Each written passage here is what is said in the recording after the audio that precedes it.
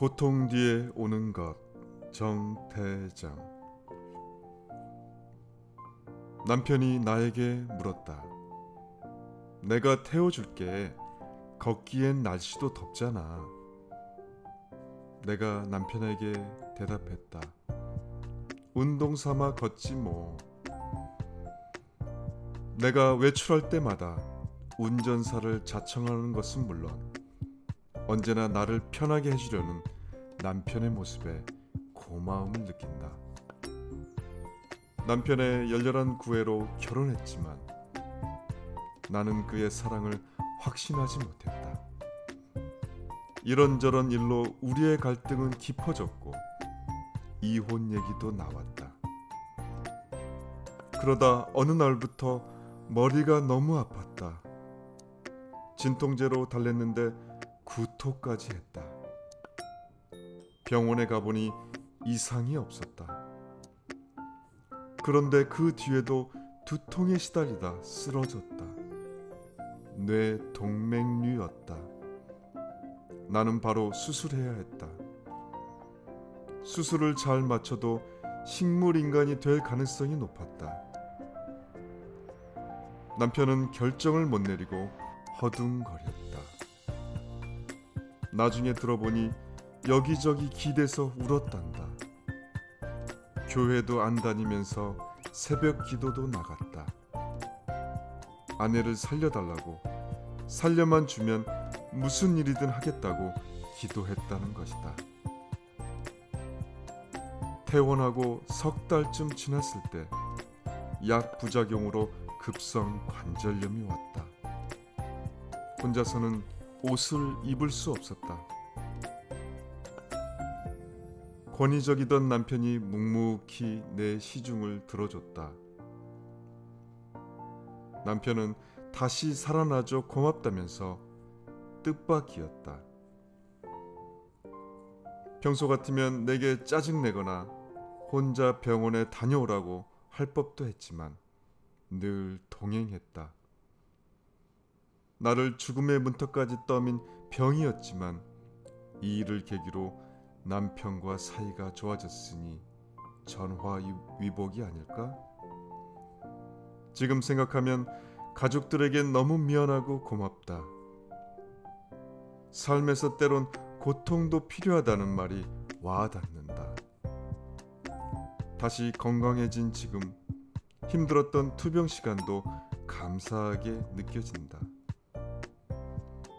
아폴리네르의 시처럼 지금은 기쁨은 고통 뒤에 오나보다. 기쁨은 고통 뒤에 오나보다. 오늘은 경기도 파주시 정태정님 고통 뒤에 오는 것이었습니다.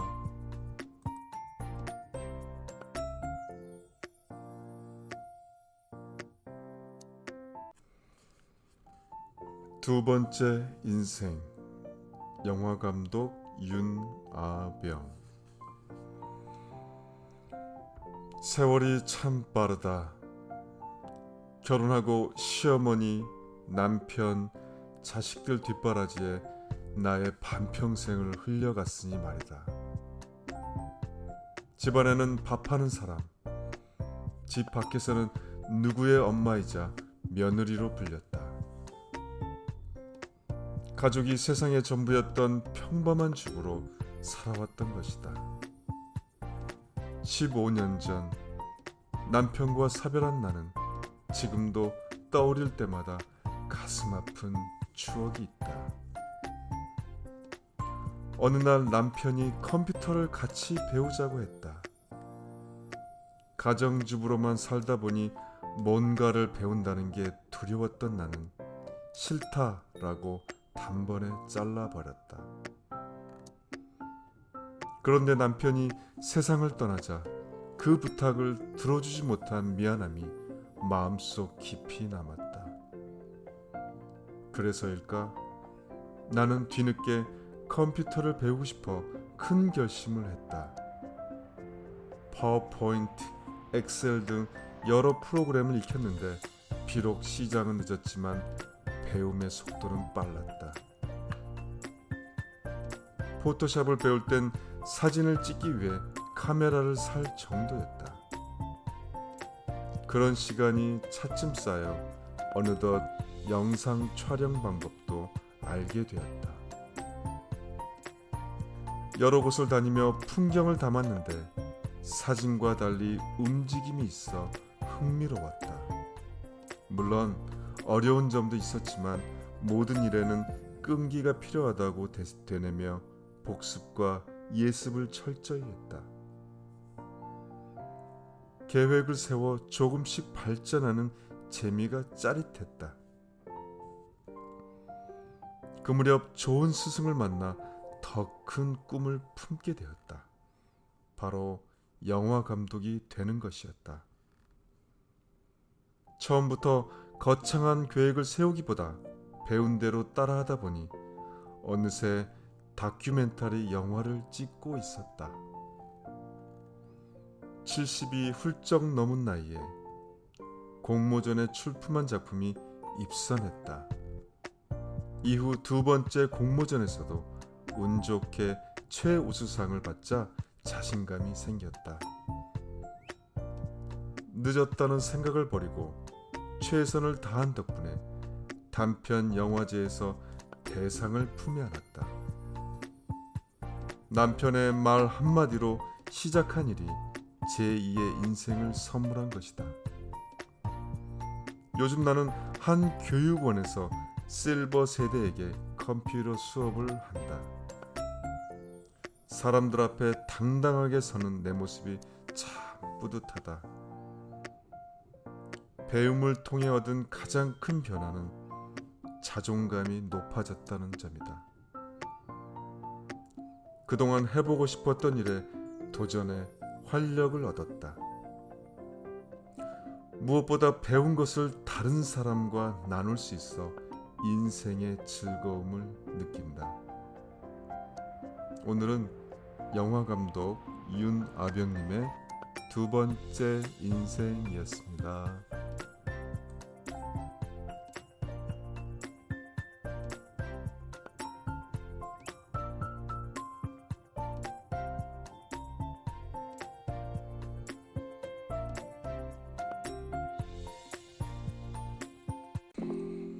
칭찬해 주세요.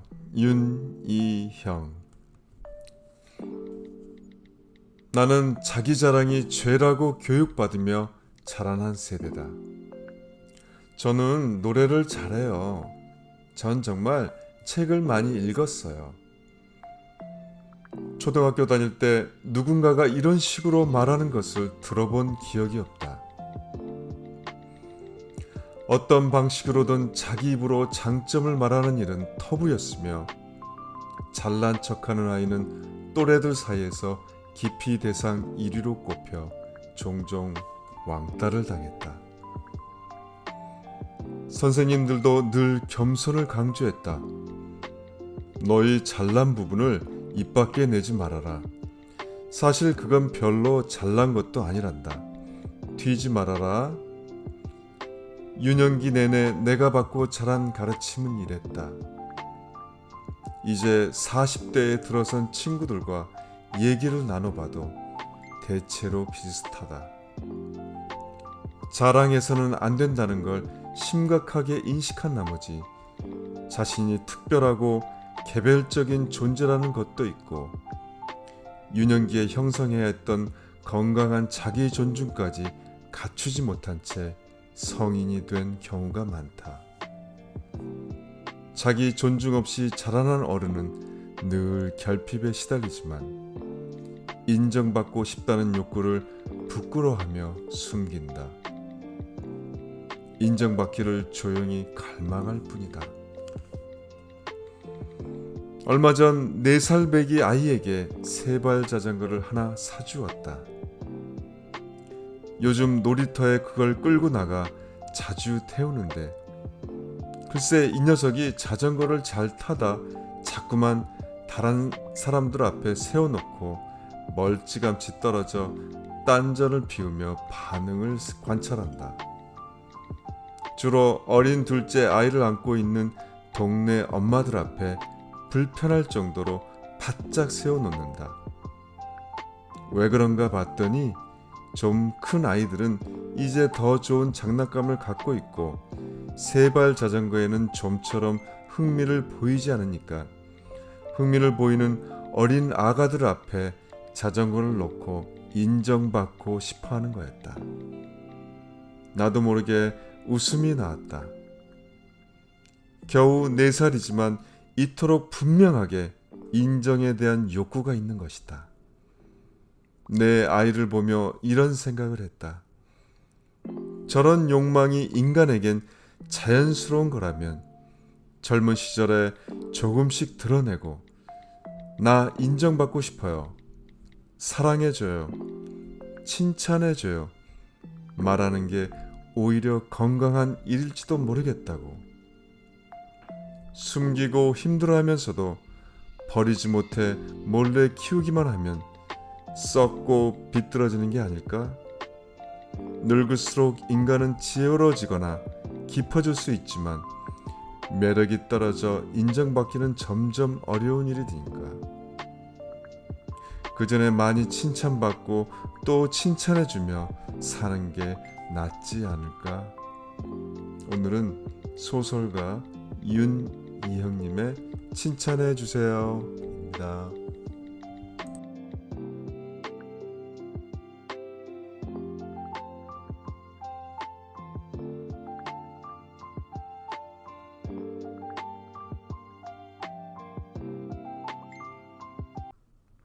호박 한 포기. 오세하. 지난 5월 아내는 친구의 농장에 들렀다가 호박 한 포기를 얻어왔다. 그것을 화단 한 구석에 심고 물을 주었는데 생각보다 건강하게 자랐다. 성장을 돕기 위해 철쭉나무에 줄을 매고 담장으로 올렸다. 그런데도 갈 곳이 모자라 가지를 치면서 방향을 찾느라 고생했다. 담장과 벽에 못을 박고 줄을 매 차고 위로 얼기설기 연결해 놓았더니 호박 덩굴이 지붕 위로 뻗어나가며 꽃을 피우고 호박을 달기 시작했다. 꽃바로 바지가 안 돼 떨어지는 것도 많지만 줄 밑으로 대롱대롱 달리는 애호박은 신기할 정도로 대견스럽다. 골목을 지나다니는 사람들이 더러 걸음을 멈추고 서울 도심에 호박이 있다고 탄성을 지르며 칭찬하기도 한다. 아침잠을 좋아했던 아내는 생활이 바뀌었다. 먼동이 트면 일어나서 화단을 손질하고 호박순의 방향을 잡아준다. 덩굴 손이 줄을 감도록 도와주기도 한다. 한 포기의 호박 덩굴로 화단이 생기를 찾았고 건강한 꽃을 피우게 되었다. 조그만 가정용 사다리 위에서 호박 덩굴을 정리하는 펑퍼짐한 아내의 모습은 호박꽃을 닮았다. 정성을 기울이는 모습이 내게는 참 아름답다. 호박꽃도 꽃이냐 하지만 내게는 꽃이다. 아내는 가지를 늘어놓는 대로 자리 잡아가는 것도 재미있지만 호박이 대롱대롱 달리는 게 대견해 멈출 수 없단다. 호박이 덩굴째 굴러 들어온 느낌이라나? 벌써 7개나 수확해 3개는 호박전과 호박볶음으로 식탁에 올랐고 4개는 이웃에게 주었더니 그렇게들 참 좋아하더란다. 내년에는 튼튼한 줄로 단단하게 매어서 아내를 도와줘야겠다. 여주와 나팔꽃도 구해 차고 지붕을 꽃으로 장식하도록 권해봐야겠다.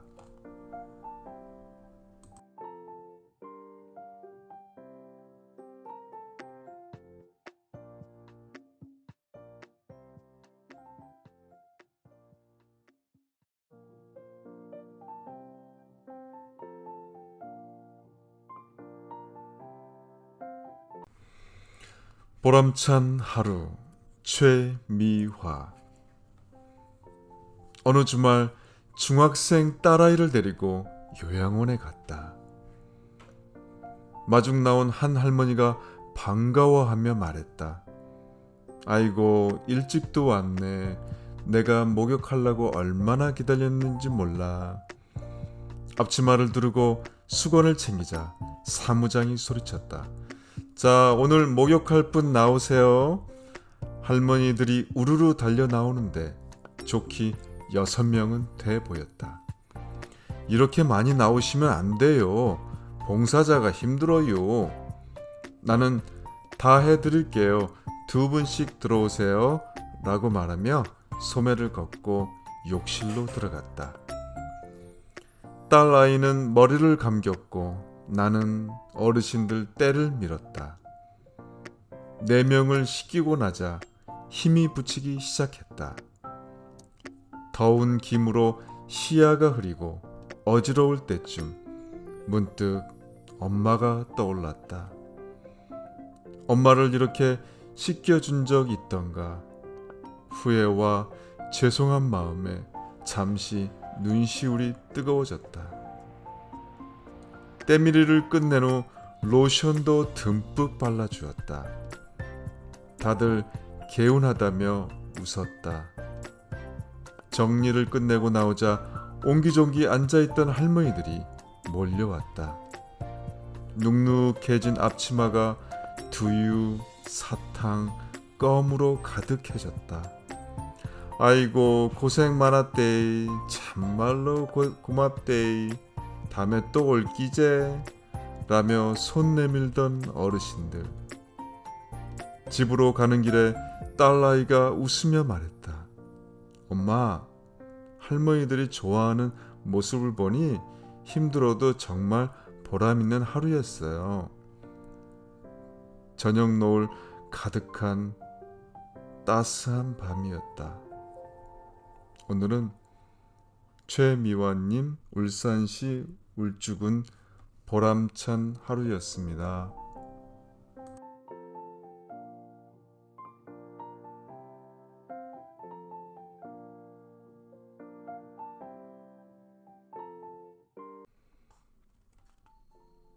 선생님을 믿습니다. 서울시 노원구 김원님. 재작년 여름방학이었다. 한 여학생이 상담실에 찾아왔다. 선생님, 일자리 없나요?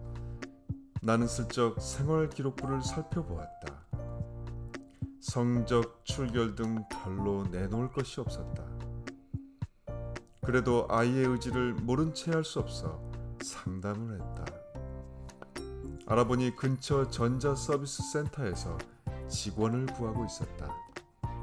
그래, 믿져야 본전이다 라는 생각에 수화기를 들었다. 전화를 받은 지사장은 한번 데려와 보라고 말했다. 우리는 면접 연습을 시작했다. 선생님은 솔직히 자신 없다. 그렇지만 만약 운이 좋아 취업한다면 출근은 10분 일찍 해라. 선생님과 약속하자. 다음날 이력서와 자기소개서를 들고 함께 찾아갔다. 지사장에게 학생을 잘 봐달라는 부탁도 잊지 않았다. 마땅치 않아 하는 지사장에게 나는 자신 있게 말했다. 한번 일을 시켜보세요. 오래 근무할 겁니다. 출근은 10분 전에 하는 학생입니다. 제가 보증합니다. 며칠 후 드디어 기다리던 소식이 들렸다. 다음 주 월요일부터 학생을 보내주세요. 선생님을 믿습니다. 그 후 나는 생각날 때마다 아이에게 문자 메시지를 보냈다. 지금 어디니? 선생님, 저 벌써 출근했어요. 무슨 일을 하니? 네, 손님 오면 번호표 뽑아서 자리 안내를 도와요. 정말 딱 맞는 일을 찾았어요. 일한 지 2년쯤 되던 어느 날 나는 궁금해서 또 물어보았다. 지금 어디니? 그랬더니 여느 때와 같은 답이 돌아왔다. 선생님, 저 벌써 출근했어요. 그래? 선생님과의 약속을 잘 지키고 있구나. 파이팅! 돈도 열심히 모으고 선생인 나를 믿고 아이에게 기회를 준 지사장에게 고마움을 느낀 순간이었다. 오늘은 서울시 노원구 김원님 선생님을 믿습니다.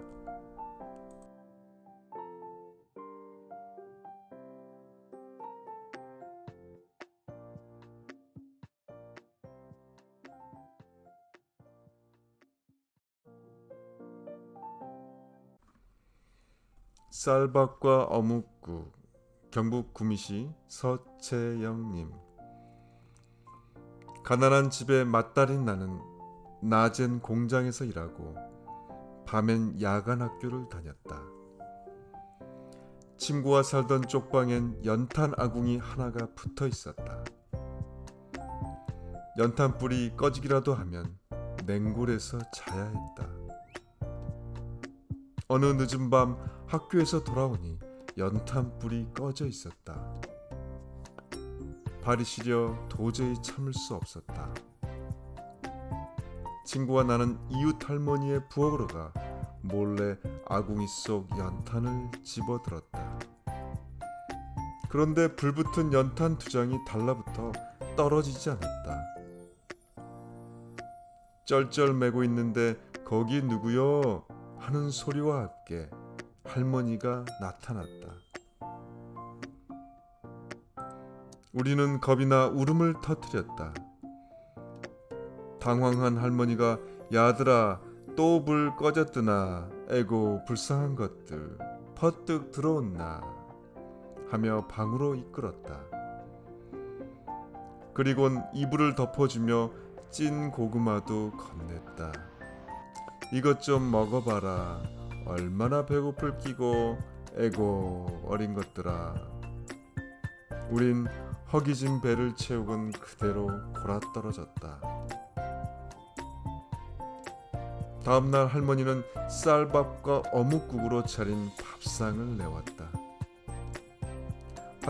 한 그릇을 뚝딱 비운 뒤 쪽방으로 돌아오는데 방바닥이 따뜻했다.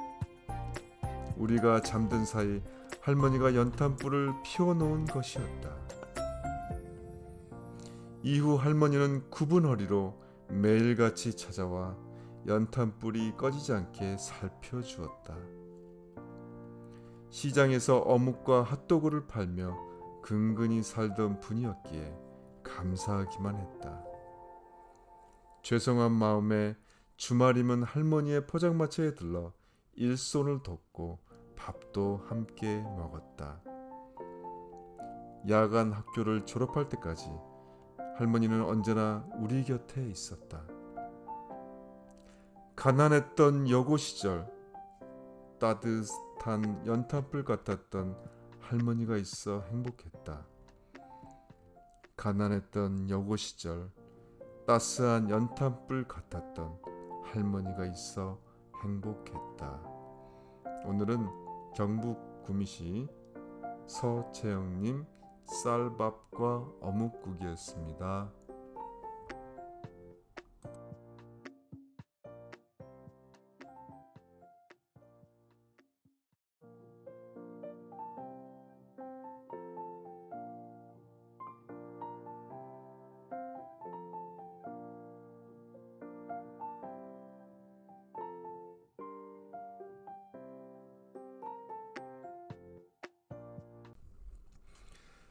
나비 효과 김연식.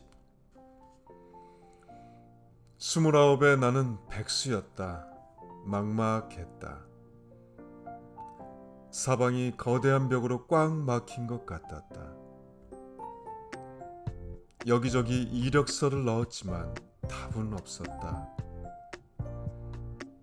아무도 나를 원하지 않는 듯 했다. 매일 무의미한 일상이 반복됐다. 해가 중천에 오를 때쯤 일어나 어머니가 출근하기 전에 차려놓은 밥을 먹었다. 방 안에만 있으니 두려웠다. 이대로 영영 사회에서 버림받을 것만 같았다. 그러던 어느 날 고용센터 게시판에서 눈에 띄는 문구를 발견했다. 젊은 그대 바다를 열어라. 부산의 한국해양수산연구원에서 해기사를 양성한다는 홍보 포스터였다. 가슴에서 불덩이 같은 게 올라왔다. 배를 타고 세계를 돌아다니는 꿈, 그리고 떳떳한 직업인이 될 수 있다는 기대에 가슴이 벅차올랐다. 배? 너가 무슨 배를 탄다고 그래? 주위의 반응은 차가웠다. 그들에게 선어는 엉뚱하기 그지없는 직업이었다. 다들 내가 바람만 잔뜩 들어 돈키호테처럼 별난 짓을 한다며 혀를 찼다. 나는 두 갈래 길을 두고 고민했다. 남들이 많이 간 길과 적게 간 길. 나는 가지 않는 길을 택했다. 사람들의 편견이 두려웠지만 용기를 냈다. 길에 들어서자 일은 빠르게 진행되었다. 부산에서 교육받고 배에 올랐다. 승선 생활은 호락호락하지 않았다. 파도에 흔들리는 배 안에서 억지로 청하는 잠, 달빛 아래 외로움, 그리고 가족과 친구들, 게다가 늦가기의 설움까지 나를 괴롭혔다. 한데 생각지도 못한 세상이 나를 반겼다. 바다는 놀라운 장면으로 넘치고 항구는 다양한 이야기로 북적였다. 나는 파도를 넘나드는 돌고래의 재능, 영혼을 울리는 환한 달과 별, 보석같이 반짝이는 빙산을 보며 탄성을 질렀다. 항구에선 매번 푸짐한 견문을 안고 돌아왔다. 내 무대가 방구석에서 전 세계로 대반전한 것이다. 지난 5년이란 시간이 꿈만 같다. 작은 변화가 큰 일을 부른다는 나비 효과는 삶에도 적용된다. 작은 도전 덕분에 세계를 유랑하고 항해기를 쓴 나처럼 말이다. 삶을 개선하는 데 필요한 건 한 발 내딛는 용기와 실천, 그뿐이다. 삶을 개선하는 데 필요한 건 한 발 내딛는 용기와 실천, 그뿐이다. 오늘은 항해사 김연식님의 나비 효과였습니다.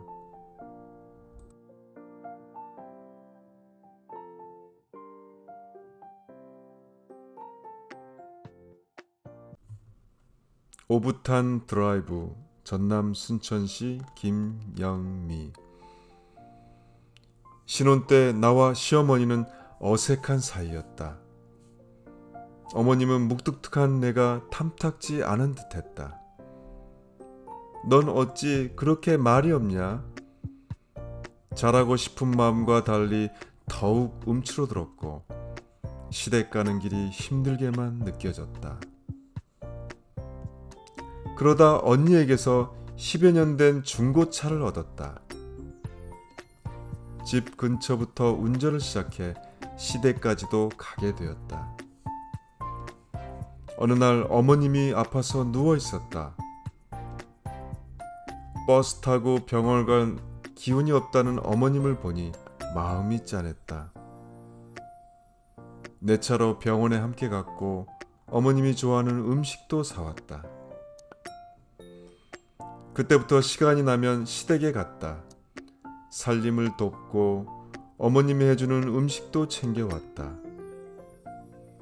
장날엔 같이 장보고 동네 어르신들도 차에 태워주니 어쩜 저리 착한 며느리가 있더며 라는 찬사를 들었다. 덕분에 어머님의 마음이 열렸다.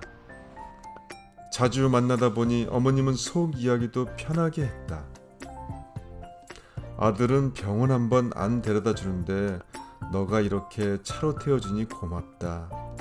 빈말만 하는 것보다 할 말만 조용히 하는 너가 더 예쁘구나. 어머님은 다른 사람 차를 타면 멀미가 나는데 내 차를 타면 편하다고 했다. 신호도 잘 지키고 안전운전하는 똑똑한 며느리라며 칭찬했다. 어머님의 칭찬은 나를 춤추게 했다. 매주 시댁에 들러 밭일도 돕고 감자, 양파, 고추 등을 푸짐하게 얻어왔다. 가을엔 매실을 따느라 매일 갔더니 용돈도 받았다. 그 돈으로 또 맛있는 것을 사서 함께 먹었다. 그렇게 우린 자주 데이트한다. 어렵기만 했던 고부 사이가 드라이브하면서 오붓해졌다.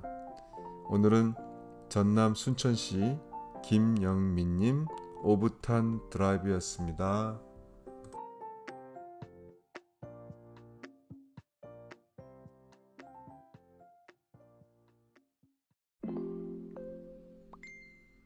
못생긴 사과. 어느 마을 길모퉁이에 한 과일 행상이 있었다. 손을 다쳐 다니던 직장을 그만두고 리어카를 마련해 마을 어귀에서 과일 행상을 하던 어느 날 한 손님이 다가와 물었다. 이 사과 어떻게 하지요? 예, 1,000원에 2개 드립니다. 그 사람은 3,000원을 내고 사과를 고르는데 작고 모나고 상처가 있는 사과만 6개를 골라서 봉투에 담아갔다. 며칠 후 그 사람이 또 와서는 똑같이 그렇게 사과를 작고 모나고 상처난 것만 골라 담아갔다. 그 사람이 3번째 오던 날 행상이 물어보았다. 손님, 이왕이면 좋은 것으로 좀 고르시지요. 손님은 행상이 하는 말을 듣고도 그저 웃는 얼굴로 여전히 작고 시들고 모나고 못생긴 사과만 골라 담으며 말했다. 선생님, 그래야 남은 사과 하나라도 더 파시지요. 저도 어렵게 사는데 댁은 더 어려워 보이세요. 힘을 내세요. 하늘은 스스로 돕는 자를 돕고 하늘이 무너져도 솟아날 구멍이 있다잖아요. 그 말을 듣는 순간 그 행상은 숨이 멈춰졌다. 그리고 그만 눈물을 보이고 말았다. 아직은 세상에 아름다운 사람들이 이렇게 많이 있구나. 사과 봉지를 들고 돌아가는 그 사람의 뒷모습이 그렇게 아름다워 보일 수가 없었다. 그리고 자기도 모르게 더 이상 부끄러워하지 않고 더 열심히 살아야겠다는 용기가 불끈 생겨났다. 따뜻한 말 한마디, 작은 배려가 이 세상을 살맛나게 만든다.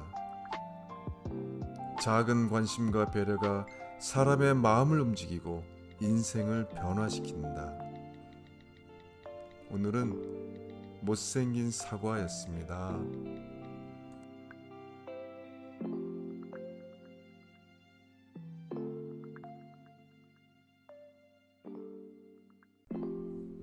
꼼짝 않던 소녀 데이비드 시버리.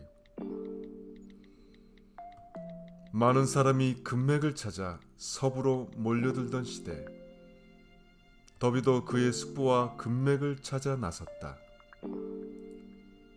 하지만 금맥을 1m 앞에 두고 성급히 단념해 놓치고 말았다. 그 후 더비는 보험 판매원이 되었다. 더비는 어느 날 숙부를 도와 낡은 맷돌로 밀을 갈고 있었다. 숙부는 많은 소작인을 거느린 큰 농장주였다. 그때 한 소작인의 딸이 들어왔다. 숙부는 소녀를 보자마자 말했다. 무슨 일이야? 그 딸은 대답했다. 엄마가 50센트를 받아오라고 하셨어요. 숙부가 대답했다. 안 돼, 빨리 돌아가. 소녀가 대답했다. 네. 소녀는 고분고분 답했지만 여전히 그 자리에 서 있었다. 숙부는 일하느라 소녀를 보지 못했다. 한참 만에 소녀를 발견한 숙부가 소리를 버럭 질렀다.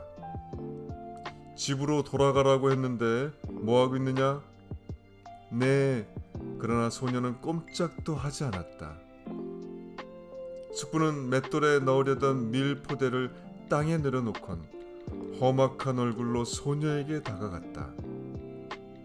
소녀는 또렷한 목소리로 말했다. 어쨌든 엄마는 50센트를 받아오라고 하셨어요. 결국 숙부는 주머니에서 50센트를 꺼내 소녀에게 주었다. 돈을 받은 소녀는 공손히 인사하더니 나갔다. 한동안 숙부는 넋이 나간 사람처럼 멍하니 서 있었다. 더비는 그날의 교훈을 이렇게 얘기했다. 나는 이제 틀렸구나 하는 생각이 들 때마다 눈을 반짝이며 서 있던 소녀의 모습을 회상합니다. 그리고 어떻게든 이 계약을 성공해야겠다고 자신 있게 말합니다. 성공은 언제나 목표한 고객이 거절한 뒤에 이루어졌습니다. 더비는 금맥을 놓친 일과 소녀의 포기하지 않는 정신을 교훈 삼아 미국 최고의 보험왕이 되었다.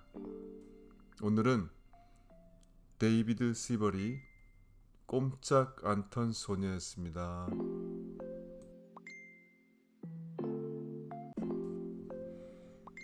성냥과 할머니 장성준. 어느 겨울밤 잠을 청하려는데 인기척이 들렸다. 할머니가 화장실에 가려는 것이었다. 달빛도 없이 캄캄했기에 나는 얼른 밖에 나가 성냥을 그었다. 번쩍 불이 켜졌지만 세찬 바람에 금방 꺼졌다. 나는 할머니가 넘어질까 걸음마다 성냥불로 주위를 밝혔다. 화장실에 다다라 할머니는 아이고 인자 됐다 춥다 어서 들어가라 라고 말했다. 그러나 나는 맨발에 고무신을 신고 앞에서 기다렸다. 용물을 마친 할머니가 나를 보고 깜짝 놀랐다. 추운데 왜 기다리고 있었노? 할매는 어두운데 어찌 갈랐고. 돌아올 때도 할머니를 부축하면서 성냥을 켜고 또 켰다. 마루에 와서야 따뜻한 이불 속으로 몸을 묻을 수 있었다.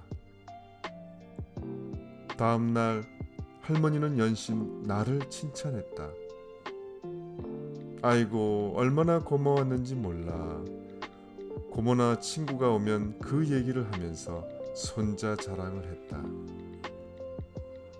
나는 할머니가 그렇게 감동할 줄 몰랐다. 나는 기분이 좋아 그때부터 시키지 않아도 칭찬받을 일을 찾아 했다. 저녁이면 마루에 먼지를 닦았고 밥을 했고 방에 군부를 지폈다. 그럴수록 더 칭찬받았다. 지금 생각하면 할머니는 칭찬으로 가르침을 준 것 같다. 자발적으로 하면 즐거운 데다 성과도 좋다는 것을 배웠다. 자발적으로 하면 즐거운 데다 성과도 좋다는 것을 배웠다. 오늘은 울산시 중구 장성준님의 성냥과 할머니였습니다.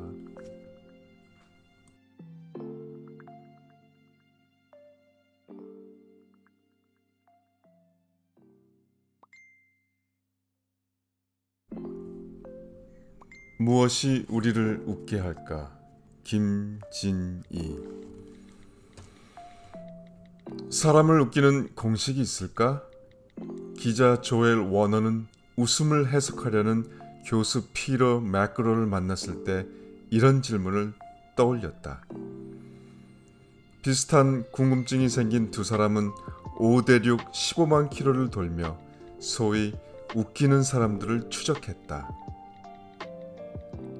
LA에서 만난 희극인들은 음향 상태, 소음, 관객들의 야유 등을 인내하며 무대에 서는 게 얼마나 어려운지 토로했다.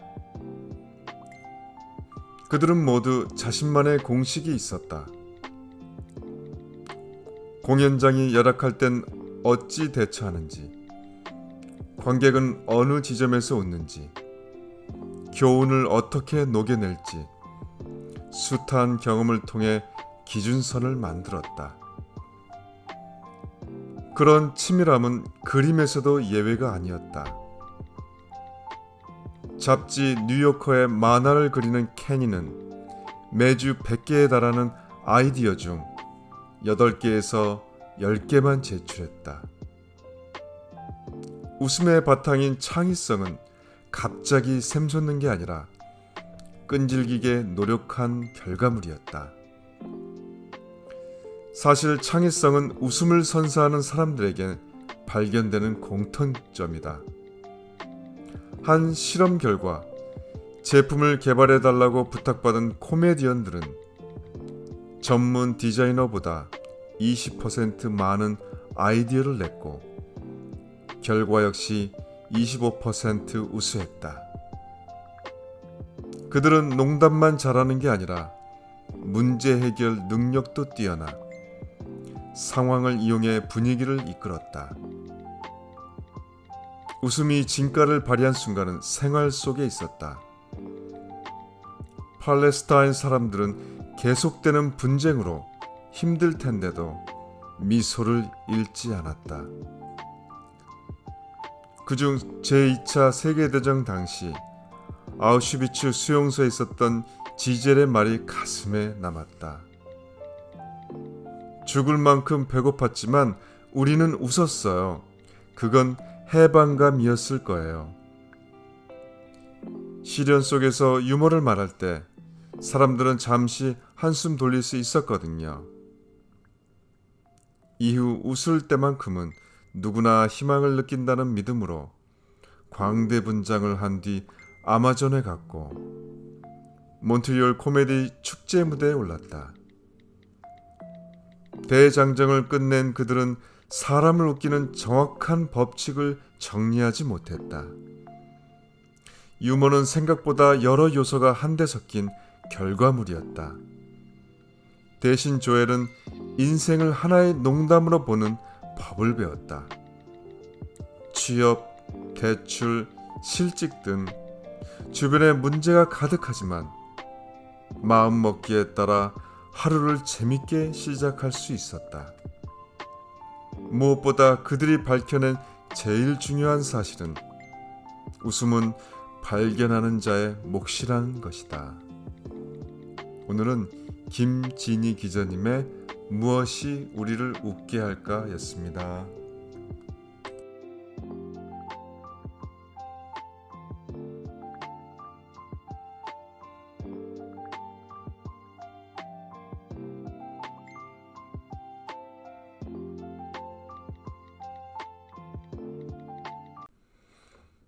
마음을 여는 음악 박상웅. 경찰관은 매일 많은 사람을 만난다. 여러 사건을 조사하다 보니 마음이 삭막해지기 쉽다. 당시 경찰서장이던 나는 인간미 넘치는 경찰서가 되었으면 했다. 그래서 경찰서 내에 음악을 틀자고 제안했더니 반대가 많았다.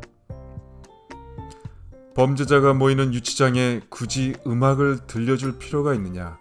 라는 의견부터 음악이 나오면 고소나 고발 사건을 조사하는 데 방해된다. 라는 의견까지 다양했다. 결국 내가 근무했던 평택경찰서 민원실과 유치장에만 음악을 틀기로 했다. 아침에 출근하면 경쾌한 음악이 흘러나오게 했고 점심과 퇴근 무렵에는 잔잔한 음악을 틀어주었다. 종종 고향의 봄 따오기 같은 어른들을 위한 동요도 틀었다. 사람이 동심을 향하면 생각과 행동이 달라질 거라 믿었기 때문이다. 시간이 흐르자 처음에 반대했던 경찰관들이 긍정적인 반응을 보였다. 음악 덕분에 마음이 편안해진다는 것이었다. 유치장에 있던 사람들도 음악의 선율에 조금씩 마음의 문을 열기 시작했다. 자연스러운 분위기 속에서 경찰관들도 좀 더 친절히 사람들에게 다가갔다. 하루는 텔레비전에서 청춘 합창단이 활동하는 것을 보고 우리도 경찰 합창단을 창설했다. 직원과 의경들 중 희망자를 받아 합창단을 구성했다.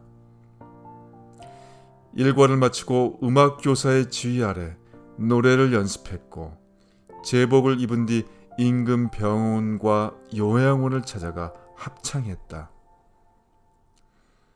나는 음악이 얼마나 많은 이의 가슴을 열게 하는지 여실히 느꼈다.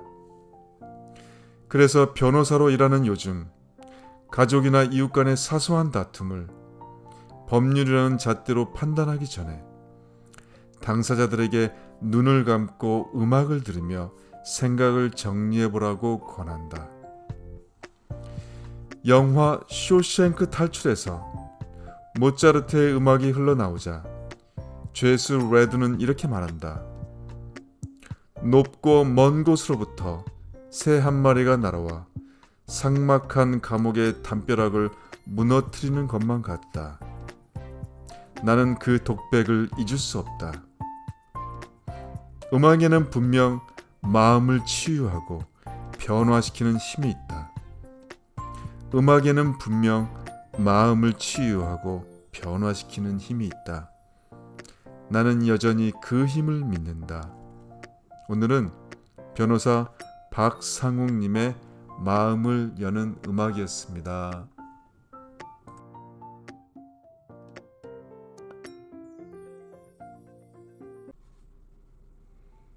아름다움이 무르익다. 전영애. 나는 중노년 패션 모델 봉사단체인 원더풀 라이프를 이끌고 있다. 사람들은 열심히 활동하는 내 모습에 오랫동안 사회생활 한 걸로 생각하는데 사실 나는 33년간 가정주부로 지냈다. 최근에야 아들, 딸 결혼시키고 남편과 주말 부부하면서 시간이 많이 생겼다. 그동안 가족을 뒷바라지했으니 인생 후반부는 나를 위해 살고 싶었다. 나는 특히 봉사활동에 관심이 많았다. 그러던 중 사회공헌활동 사업 상담사로 지원했고 한 관계자가 부산시에서 주최하는 실버 패션쇼에 설 모델을 모집 중이라며 지원을 권했다. 경쟁률이 3대 1이나 됐는데 다행히 전공인 고전무용을 살려 합격했다. 그 2달간 워킹 연습을 한 뒤 패션쇼 무대에 오를 수 있었다. 색다르고 흥미로웠던 이 경험은 내 삶을 크게 바꾸었다. 일회성으로 끝나는 게 아쉬워 아예 단체를 만든 것이다. 현재 교수, 오케스트라 단장, 수지침 원장 등 다양한 경력의 회원들이 모여 열정적으로 활동한다. 정기적으로 야후회도 가는데 이땐 1시간 동안 회원들이 나서서 재능 기부를 한다. 오카리나 연주법을 가르쳐주고 수지침 요령을 알려주며 알찬 시간을 보낸다. 물론 패션쇼 준비에 가장 최선을 다한다. 어설프지 않게 제대로 해내기 위해 전문기관에서 모델 교육을 받고 수시로 연습한다. 그 결과 작년에 열린 수많은 패션쇼에 올라 멋과 끼를 뽐냈다. 이 일의 장점은 누구나 쉽게 배울 수 있다는 것이다. 또한 몸매와 건강관리에 신경을 많이 쓰면서 자존감도 높아진다. 바르게 배운 걸음걸이와 자세로 무대에 오르면 수많은 시선이 집중된다. 남편도 주위 사람들에게 내 자랑을 하고 자녀들도 관심 있게 무대를 보며 조언해준다. 나이 들면서 인생의 무상함으로 몸과 마음이 지쳤던 회원들은 늘 멋진 자세를 취하고 화장하고 미소 지으니 주름살이 펴진 것 같다며 웃음꽃을 피운다. 올해도 의미 있는 장소에서 무료 패션쇼를 선보일 것이다. 아름답게 나이 드는 모습을 보여줘 우리 세대에 용기를 주고 싶다. 우리 세대에 용기를 주고 싶다. 오늘은 전영애님 원더풀 라이프 회장 아름다움이 무르익다였습니다.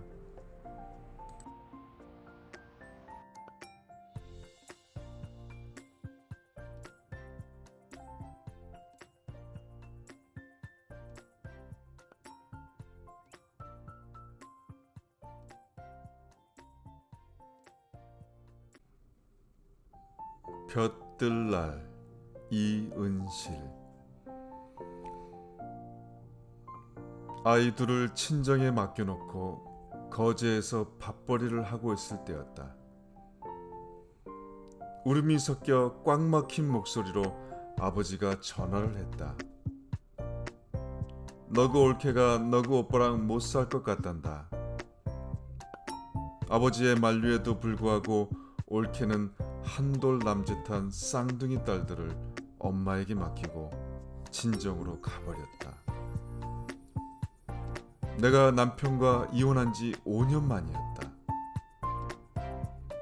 끝내 아버지 목 놓아 우는 소리가 전화기 저편에서 넘어왔다. 엄마가 아이들 보느라 청소 일을 못하게 되자 아버지는 밤낮 없이 돈이 될 만한 일을 찾아 하셨다. 주말에 애들 얼굴 보러 집에 가면 숨이 막혀 서로 얼굴을 마주치지 않았다. 온 집안에 희망이라곤 코빼기도 보이지 않았다. 그러던 우리 집에 모처럼 까치 소리가 들린 것은 입춘 무렵이었다.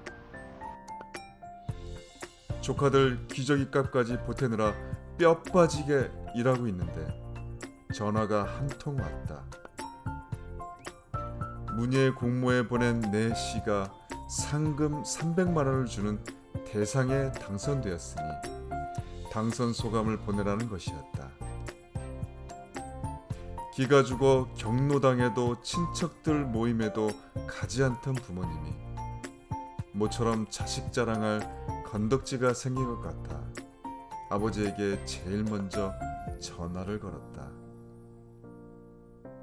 시골에서 배운 것 없이 도시로 와서 새끼들 데리고 먹고 살겠다며 안 해본 일 없는 엄마 아버지가 시가 뭔지 문예지가 뭔지 알 리도 없었지만 글을 쓴다는 게 무조건 대단해 보이셨던지 아버지 음성은 또 목이 꽉 막히며 축축해지기 시작했다. 진짜가 내가 네 대학도 못 보내고 그 가기 싫다는 여상 보내놓고 얼마나 속이 썩었는데 네가 언제 글을 썼노? 네 엄마 아빠 어렵다고 하면 공장 실습 나갔을 때 내가 라면을 못 사 먹었다. 목이 메어서. 그런 위안이 얼마나 갈까마는. 그래도 한동안 초등학생 두 아들의 어깨가 펴졌다. 엄마 아버지는 친척들에게도 괜히 전화를 걸어 빙빙 돌리다가 자랑을 늘어놓으셨다. 식당에 다니면서 짬짬이 썼던 글이 운이 좋았던지 덜컥 당선이 된 것이었는데, 좀처럼 볕들 날 없는 쥐구멍에 사는 우리 식구들에겐 서너 달을 마음볕이 되어 주었다. 그리고 반가웠던 그 손님은 아직도 내 삶에 신락 같은 볕을 보내주고 있다. 오늘은 이은실님의 볕들 날이었습니다.